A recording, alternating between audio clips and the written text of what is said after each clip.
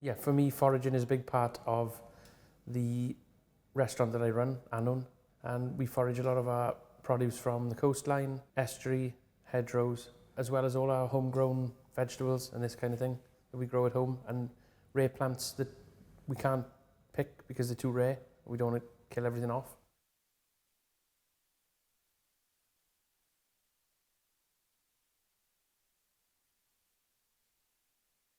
Some of the seaweed that we picked on the coastline, we're going to put into an organic apple vinegar. Maceration seaweed vinegar. The seaweed vinegar is a maceration vinegar, so we buy in local apple vinegar, and then any seaweed that we pick, just put into the vinegar and let it infuse and take on, the vinegar then takes on the flavour of the seaweed. So this is the seaweed vinegar. It's got a lovely colour. We're just going to place the channel rack in there that's been washed, the bladder rack, or the flat rack as some people call it, and these little bladder rack pods as well, and we're going to leave those in there while we make our dashi. These will be ready after about 20 minutes. This is the sea lettuce we picked on the coast, and we've also pickled that in the seaweed vinegar. So this is the kelp going into the cold water along with the dried mushrooms. Now we're just going to simmer this for between 20 and 30 minutes and then strain it.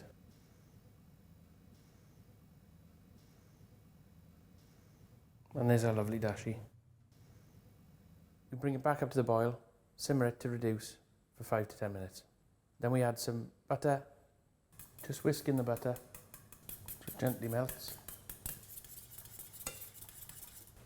Again, a pinch of salt and a grind of pepper. And a touch of seaweed vinegar. But in place of seaweed vinegar, you could use lemon juice. And whisk again.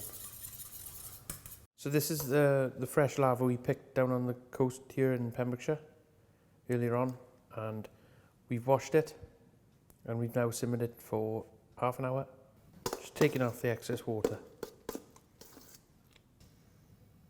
Even making the lava bread is really meditative, gets you really relaxed, you know.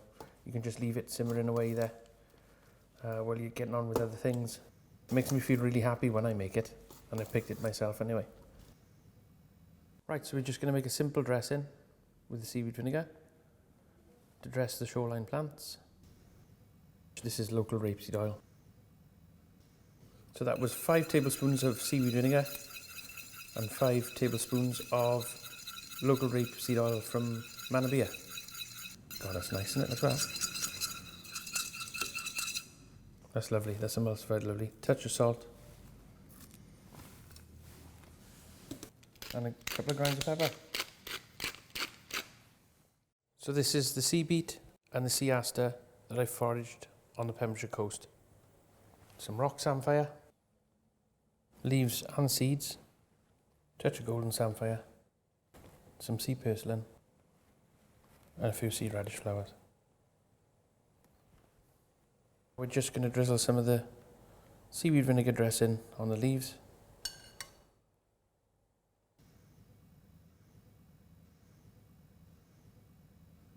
There I was taking out the seaweeds from the seaweed vinegar. Just place them in a bowl.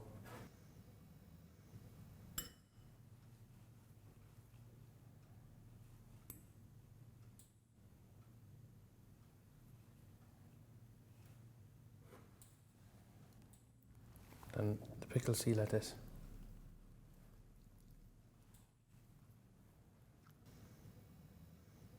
So now I'm going to peel the beetroot. Slice it very thinly and then dress it. A tiny bit of sea salt and a grind of white pepper. Lovely fresh dressed beetroot. Pour the dashi into a nice jug for you to serve.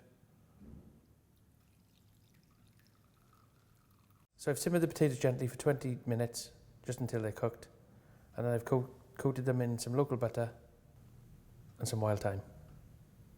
Oh, they're going to love the butter. I've added the hot lava into the dashi. Just a snipping of fresh chives.